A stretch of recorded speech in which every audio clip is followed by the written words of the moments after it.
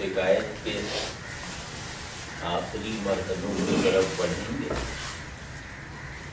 اور کیونکہ آگے وہ واقعاتی انداز کی نسبتاً سادہ کہانی ہے، لیکن جیسا کہ ہم پہلے دیکھ چکے ہیں کہ مولانا غالباً مسلم ٹریڈیشن کے واحد آدمی ہیں جو سچویشن کو بھی سمبلائز کر دیتے ہیں، یعنی وہ سچویشن کو بھی سمبل بنا دیتے ہیں یا سمبل کو سچویشنلائز کر دیتے ہیں۔ اور یہ چیز اتنی بڑی ہے کہ بڑے شاعروں میں، بڑے ادیبوں میں شیکسپیئر اور رومی کے علاوہ کہیں نہیں پائی جاتی۔ تو ہمارے مولانا اس اعتبار سے بھی تخلیقی انفرادیت کی ایک انتہا پر ہے، اور مولانا کی انفرادیت صرف ان کی روایت میں اسٹیبلش نہیں ہوتی، مولانا کی انفرادیت عالمگیر معیار کی انفرادیت ہے، یعنی مولانا کو پرکھنے کے معیارات لوکل یا گیون ٹریڈیشن کے نہیں ہیں۔ مولانا کی اپریسیشن یا مولانا کی انڈرسٹینڈنگ کے جتنے بھی معیارات ہیں وہ یونیورسل ہیں، اور مولانا ہم سے تقاضا بھی کرتے ہیں کہ مجھے محدود نہ کرو، مجھے لوکلائز نہ کرو، حتیٰ کہ نہ زبان کی ٹریڈیشن میں لوکلائز کرو، نہ شاعری کی روایت میں محدود کرو۔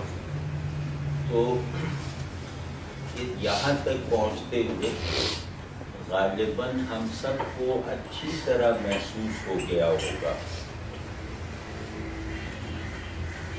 کہ مولانا نے جمالیاتی اظہار اور جمالیاتی شعور کی قوتوں کو صرف ایک مقصد میں صرف کیا ہے۔ وہ مقصد ہے کہ کیونکہ جمالیات سائنس آف پریزنس یا آرٹ آف پریزنس ہے، تو شعور میں یہ سائنس آف پریزنس ہے، اظہار میں یہ آرٹ آف پریزنس ہے۔ تو مولانا نے اس کے سبسٹنس آف پریزنس کو حق کے ادراک اور اظہار میں جس طرح صرف کر کے دکھایا ہے وہ الہامی اسکرپچرز میں تو ہوگا، انسانی بیانات میں کہیں نہیں، ٹھیک ہے۔ اور ایک امتیاز جو حکایت کو آپ آگے اچھی طرح سمجھنے اور جذب کرنے کے لیے ضروری ہے، وہ یہ ہے کہ مولانا کائنات اور انسان دونوں کو یک بنیاد، ہم جوہر، ہم اساس کہتے ہیں۔ مطلب مولانا اس روایتی نقطۂ نظر کے ایک بڑے ترجمان ہیں جس میں بلحاظ وجود کائنات اور انسان کی اصل ایک ہے، اور وہ اصل روحانی ہے، یعنی کائنات ہو یا انسان، دونوں کے موجود ہونے کا جو لاسٹ سبسٹنس ہے، جو الٹیمیٹ جوہر ہے، وہ فزیکل یا مٹیریل نہیں ہے بلکہ روحانی ہے۔ یعنی موجود ہونے کی سب سے پہلی شرط ہے روحانیت کا حامل ہونا، صاحب روح ہونا۔ اس کو ہم کسی اور موقع پہ دیکھیں گے کہ اس فقرے کی کیا معنی ہے، لیکن سر دست اتنا بیان کر کے آگے بڑھتے ہیں کہ کائنات کے مین سبسٹنس کو کسی نے میٹر کہا ہے، کسی نے اسپرٹ کہا ہے۔ تو مولانا کا تعلق ان لوگوں میں سے ہے جو اسپرٹ کو مین سبسٹنس آف ایگزسٹنس کہتے ہیں۔ وہ ایگزسٹنس چاہے انسانی ہو چاہے کائناتی ہو، واضح ہے یہ بات۔ تو اس پس منظر میں عرض کر رہا ہوں کہ مولانا کے یہاں روحانیت یا آ جائیں؟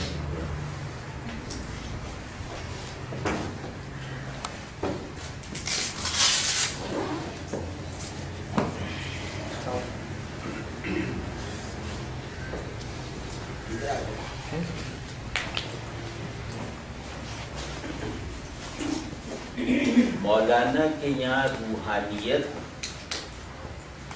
وجود کا ایسنس ہے، شعور کی پراپرٹی نہیں ہے۔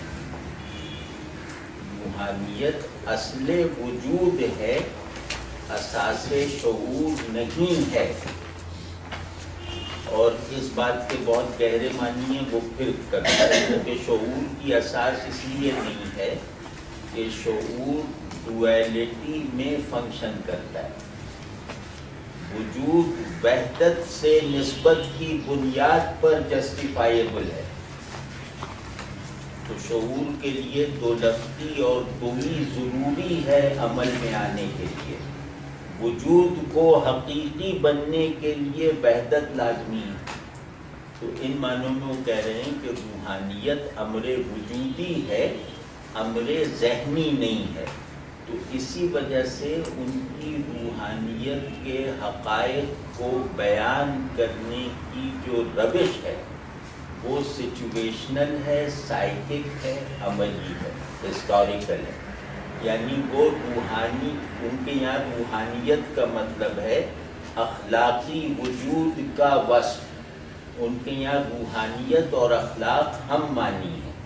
تو اس وجہ سے جب بھی وہ کسی روحانی نقطے کو کھولتے ہیں تو دو چیزیں ضرور کرتے ہیں۔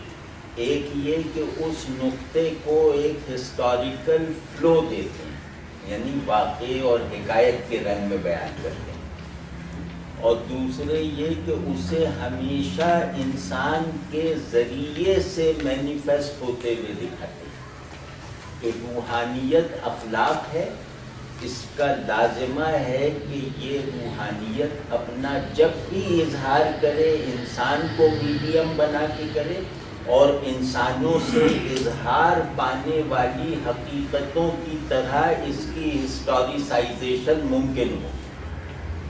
حکایت کسے کہتے ہیں؟ حکایت کہتے ہیں ہسٹوریسائزیشن آف دی ٹروتھ، ٹھیک ہے نا؟ اس کے علاوہ حکایت کے کوئی معنی نہیں ہے اگر حکایت واقعی لکھی گئی۔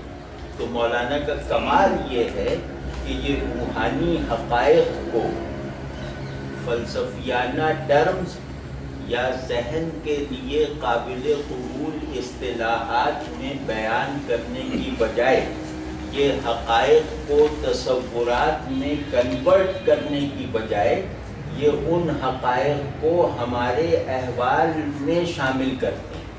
تو حقائق کو احوال میں شامل کرنے کا مطلب یہ ہے کہ ان کے لیے روحانیت کا سارا پرسپیکٹو، ساری افیکٹیوٹی اخلاقی اور وجودی ہے۔ اس بات کو سمجھ لیجیے گا۔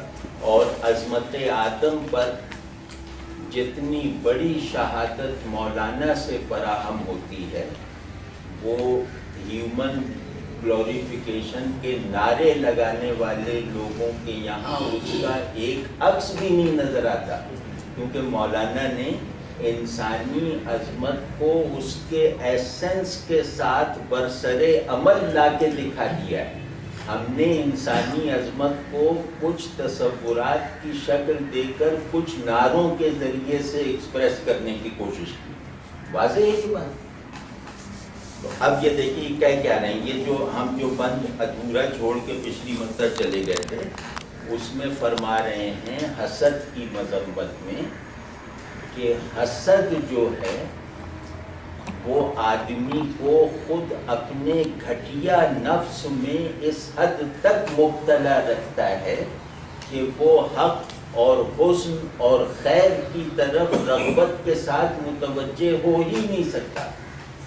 یہ اپنے نفس کی تاریکی میں پرورش پانے والے کیڑے کی طرح ہے، جس کو سورج برا لگتا ہے، جس کو گلاب کا پھول برا لگتا ہے، جسے آسمان معیوب لگتا ہے۔ ٹھیک ہے؟ تو حسد کا یہ رنگ ہے، اور اس کے بعد تمام اخلاقی مفکروں کی طرح اور مرشدوں کی طرح اس حسد کا جو اینڈ اپوزٹ ہے وہ بتا رہے ہیں۔ آپ نے کبھی غور کیا کہ ابھی تک مولانا کی جتنی مثنوی ہم نے پڑھی ہے، مولانا کا ہر بیان ایک ورلڈ ویو کی طرح ہوتا ہے۔ ورلڈ ویو سمجھتے ہیں؟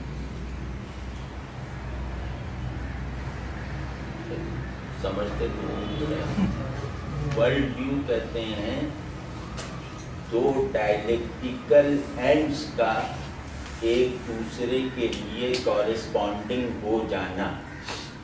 یہ اگر میں مجھ پر کھل جائے تو میرا ایک ورلڈ ویو بن جائے گا، یعنی دو اینڈ اپوزٹس کی کشمکش سے بننے والی دنیا کو ادراک کر لینا اور اس کا اظہار کرنا، یہ ورلڈ ویو ہے۔ ٹھیک ہے جی؟ تو اب مولانا اپنے ہر بیان میں اپنے بیان کو مکمل کرتے ہی نہیں ہیں تضادات کی جنگ دکھائے بغیر، متضاد پولز کو ایک دوسرے کے مقابل لائے بغیر مولانا اپنا کوئی بیان مکمل نہیں کرتے۔ تو یہاں بھی وہ بتا رہے ہیں کہ حسد اینڈ آف ایول ہے، اس کا جو ڈائریکٹ اپوزٹ ہے یا اینڈ اپوزٹ ہے وہ ہے شکر۔ حسد کا علاج یہ ہے کہ آدمی خود کو شکر پر عامل کرے اور شکر سے مانوس کرے۔ شکر جو ہے، شکر آسمان سے اترنے والی وہ رسی ہے جو مجھے پاتال میں پڑے ہوئے آدمی کو باہر نکالنے کے لیے اتاری گئی۔ شکر میرے اندر ایک سیلف ٹرانسینڈنس، میرے اندر اپنی گیون صورتحال پہ قناعت اور خوش رہنے کی طاقت پیدا کرتا ہے۔ تو یہاں مولانا فرما رہے ہیں کہ حاسد کا سب سے بڑی پہچان یہ ہے کہ وہ ناشکرا ہوگا، اور کتنی صاف بات ہے۔ اور یہ تو ابتدائی بات ہے، اور اس کے بعد اس کو بالکل پرنسپل کی سطح پہ لے جا کے کہہ رہے ہیں کہ جو خدا کے لیے بے خود ہے، جو خدا کے لیے خود سے دستبردار ہوا وہ شاکر ہے، جو خدا کے آگے بھی خود میں مبتلا رہا وہ حاسد ہے۔ ٹھیک ہے جی؟ تو اب یہ فرما رہے ہیں کہ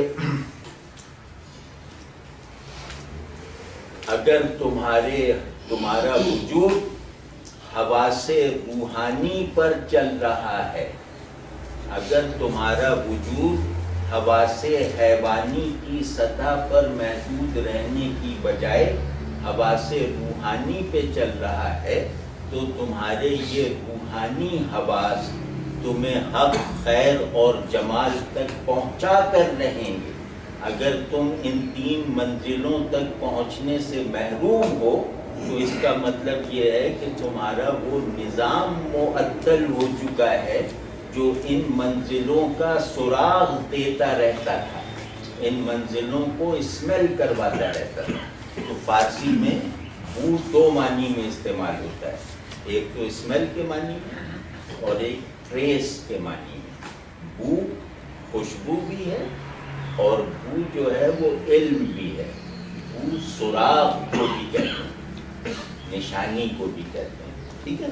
تو اب یہ کہہ رہے ہیں کہ جس میں بھی علم ہے، جس کے اندر بھی علم کی صلاحیت ہے، اس کا معلوم اللہ ہوگا۔ جو بھی راستہ چلنا جانتا ہے اس کی منزل اللہ ہوگا۔ جو بھی دیکھنا چاہتا ہے اس کا منظور اللہ ہوگا۔ جو بھی سننا چاہتا ہے اس کا متکلم اللہ ہوگا۔ اگر ان حواس کی اللہ کے ساتھ یہ نسبت نہیں ہے تو تم جانوروں کی ہستی میں مبتلا ہوتے ہوئے اپنے آپ کو موجود سمجھنے کے وہم میں مبتلا ہو۔ واضح ہی بات۔ اب فرما رہے ہیں کہ ہر کے بویش نیست بے بینی بوت اور بوئے عام بوئیست کان دینی بوت۔ یہاں پہ ہم نے ختم کیا تھا نا، تو اس مصرے کا مطلب ہوا بوئے عام بوئیست بو دینی بوت کہ مہک، سراغ، صلاحیت، یہ سب وہ ہے جو دین کے مقاصد کی طرف لے جائے. جیسے میں نے وہ ایک تشبیہی انداز میں کہا نا کہ تم عالم نہیں ہو اگر تمہارا معلوم اللہ نہیں، تم مسافر نہیں ہو اگر تمہاری منزل اللہ نہیں، تم زندہ نہیں ہو اگر تمہاری روح اللہ نہیں. سمجھ گئے نا؟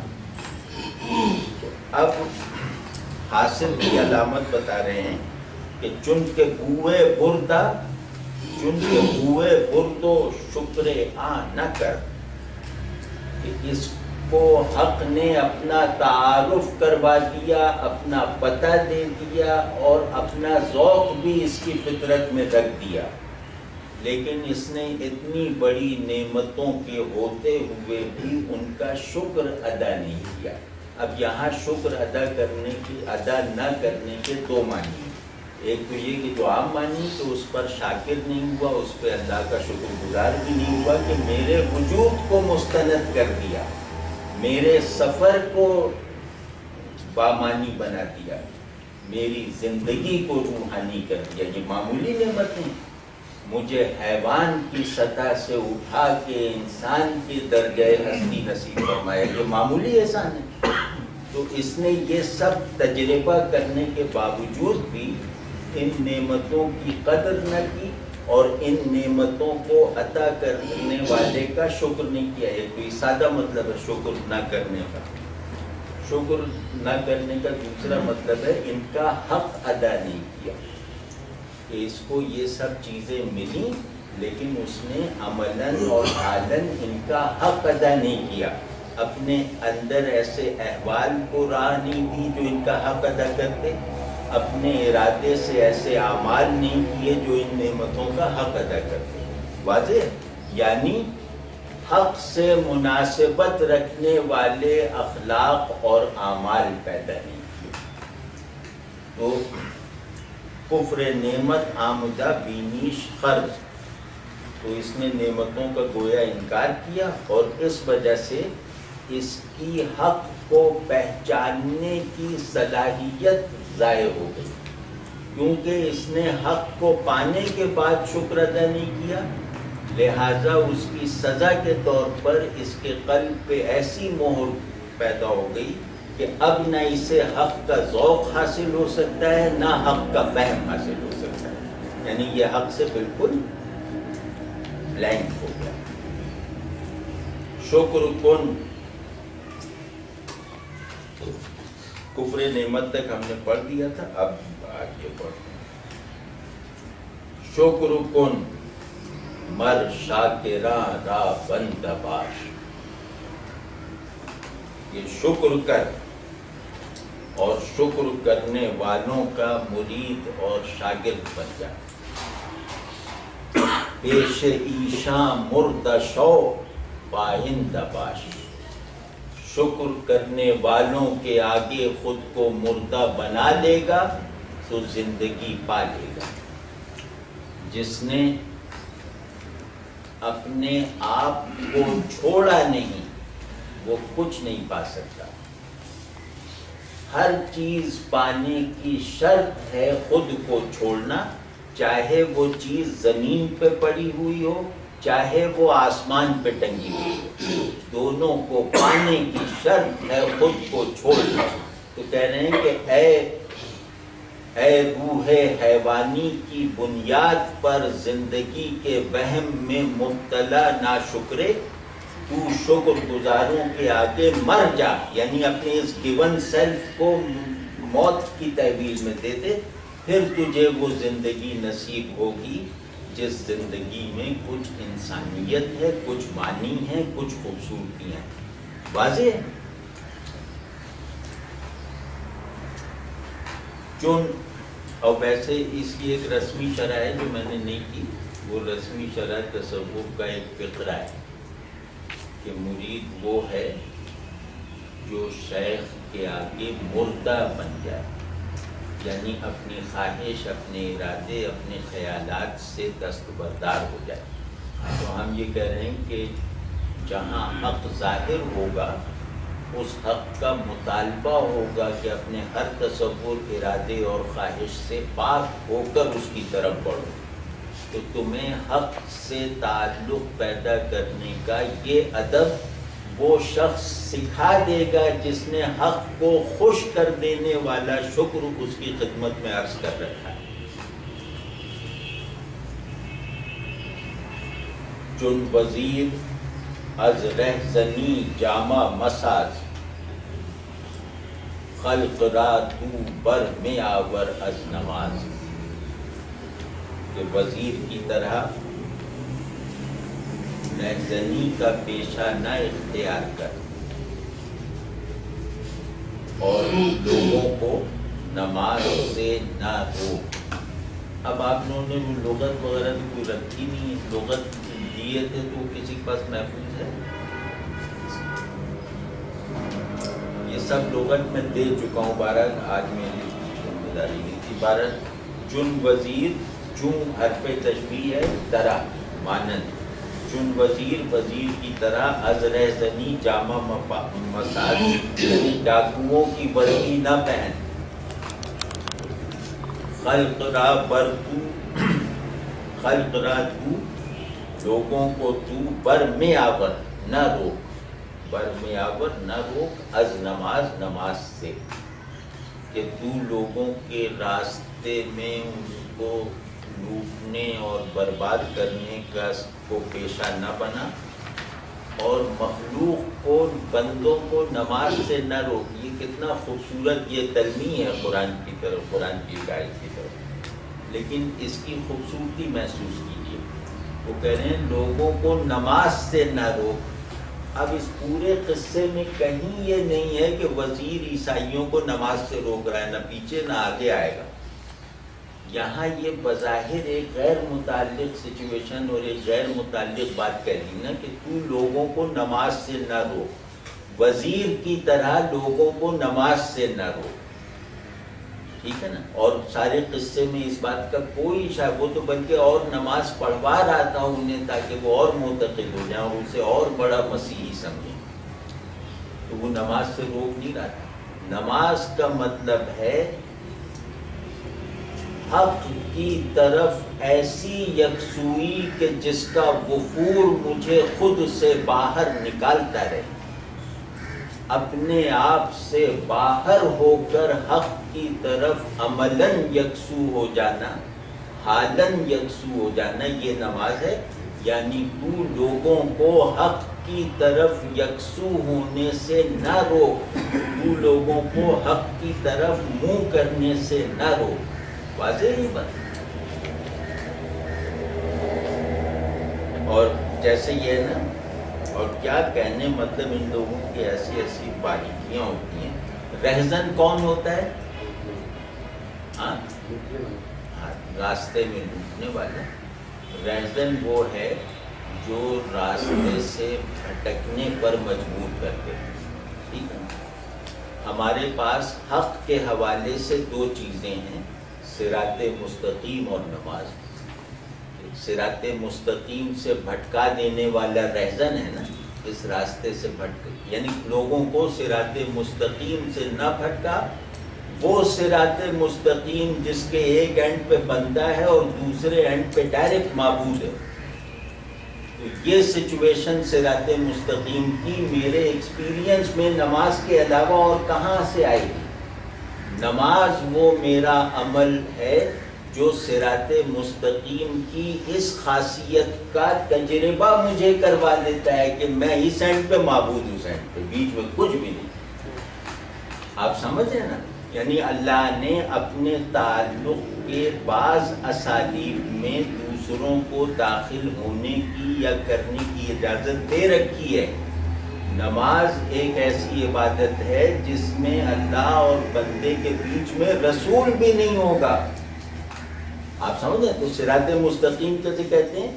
کہ جس کے دونوں اینڈز کسی واسطے کے بغیر ایک دوسرے سے ملے ہوئے۔ آپ سمجھتے ہیں نا، ایک سیدھا خط ہے اس کے دو اینڈس میں جو ملاپ ہے اس سے پڑھ کے ملاپ کا تصور نہیں کیا جا سکتا، اور ان میں جو غیریت ہے اس غیریت کو ختم نہیں کیا جا سکتا۔ یہ ہے صراط مستقیم کی سمبولک معنویت۔ تو کہہ رہے ہیں کہ تو اس کو بندگی کے اینڈ سے بھی نہ ہٹا اور معبود کے اینڈ کی طرف سے بھی اس کا منہ نہ پھیر، یعنی تو لوگوں کو نماز سے نہ روک۔ واضح ہے یہ بات؟ اب ذرا دیکھ لیں مغرب میں کتنا ہو گیا، 5 منٹ ابھی۔ اب اس کا اگلا ٹکڑا ہے کہ فہم کردنے حاذقان نصارا مکر وزیر تھا، کہ جو سمجھدار سینئر عیسائی تھے انہیں شبہ ہو گیا کہ یہ وزیر جو دکھا رہا ہے ویسا ہے نہیں، یہ ہمارا دشمن ہے جو دوست بن کر آیا ہے۔ فہم کردن سمجھنا حاذقان نصارا، نصارا کے پختہ کار تجربے کار لوگ، مکر وزیر کا، وزیر کی مکاری کو۔ کہ اب یہ ایک احوال کچھ ایک قصہ بتانے جا رہے ہیں جس میں یہ دکھائیں گے کہ بعض سمجھدار عیسائیوں نے یہ بھانپ لیا کہ یہ ہمارا رہنما نہیں بلکہ شیطان ہے جو ہم کو ہمارے دین سے ہٹانے آیا ہے۔ مکر کے معنی سمجھتے ہیں کیا ہوتا ہے؟ یار مکر کے معنی تو کوئی بتا دے، یہ مکر کے معنی بتانا تو کوئی مشکل کام ہے۔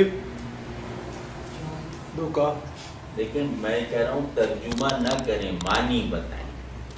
فریب مکر کا ترجمہ ہے، معنی کیا ہے؟ ان کا انسان کے معنی بتاؤ، ان کا آدمی، ان کا آدمی کے مزید معنی بتاؤ، ان کا بشر۔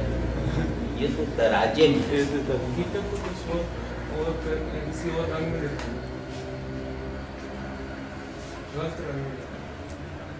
جس کی صورت حق ہو معنی باطل، اس کو مکر کہتے ہیں۔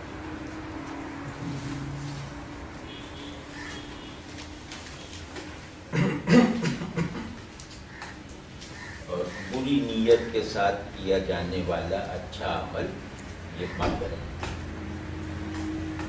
تو نہ سہے دیں گشتہ آں کافر وزیر، یہ مصرع دیکھ رہے ہیں کتنا خوبصورت ہے۔ کافر جو ہے وہ دین کا دائی اور مبلغ اور عالم بن گیا، کہ وہ کافر وزیر دین کا عالم واعظ اور مفتی اور رہبر بن گیا۔ کرد او از مکر در لوزی نصیر،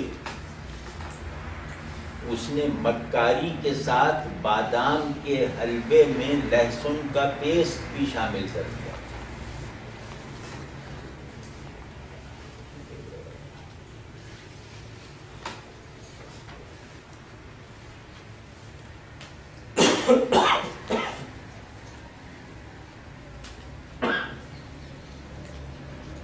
یہ مطلب اچھا لگا کہ بادام کے حلوے میں اس نے لہسن کو شامل کر دیا، یعنی لہسن یہاں کس بات کی علامت ہے؟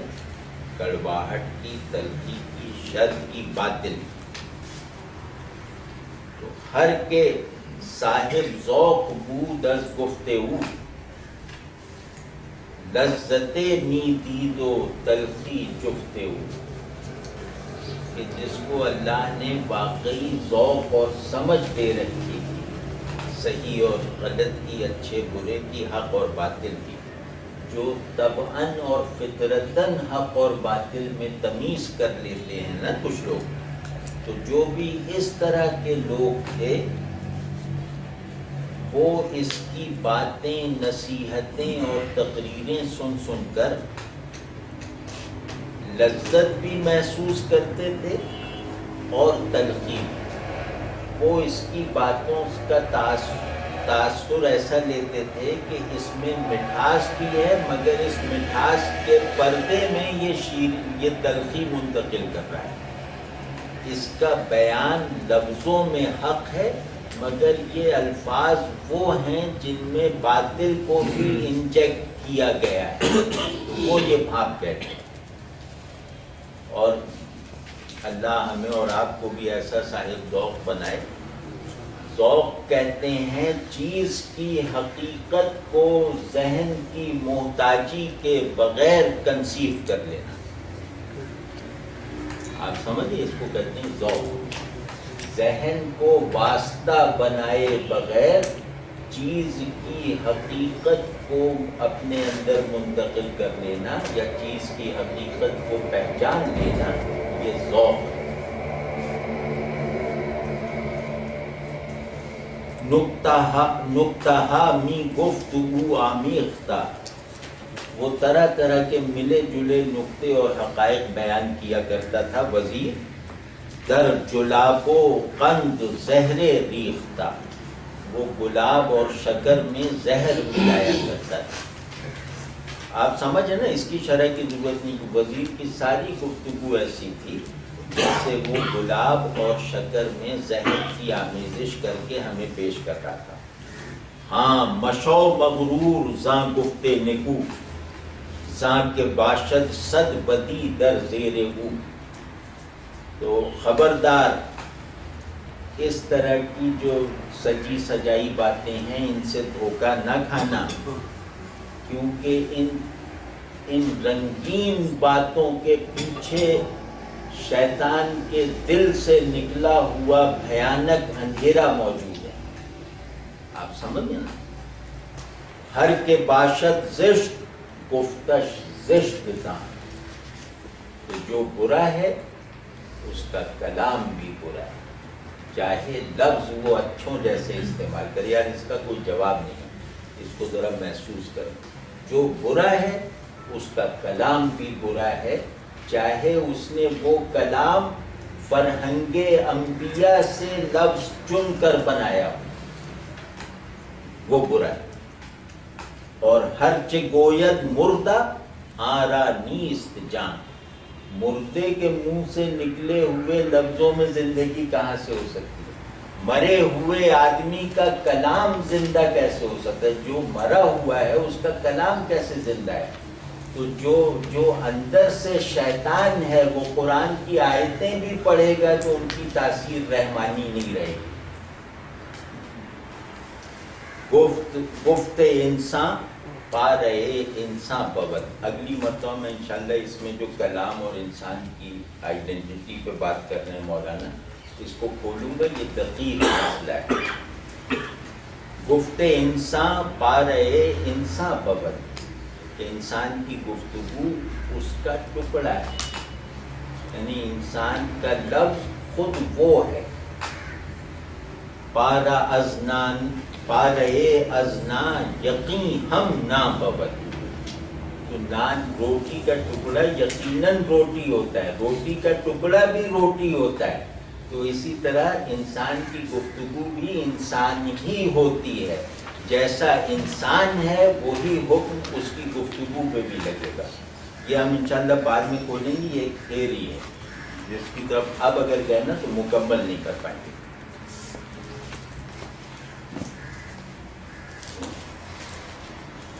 تو یہاں آج ہم ختم کر دیتے ہیں. اگلی مرتبہ وہ کیا نام ہے مظفر غفار صاحب نے یقین دلایا ہے کہ اگلی مرتبہ وہ بھی آ جائیں گے. تو اگلی مرتبہ سے ہم انشاءاللہ پھر اسی فلو میں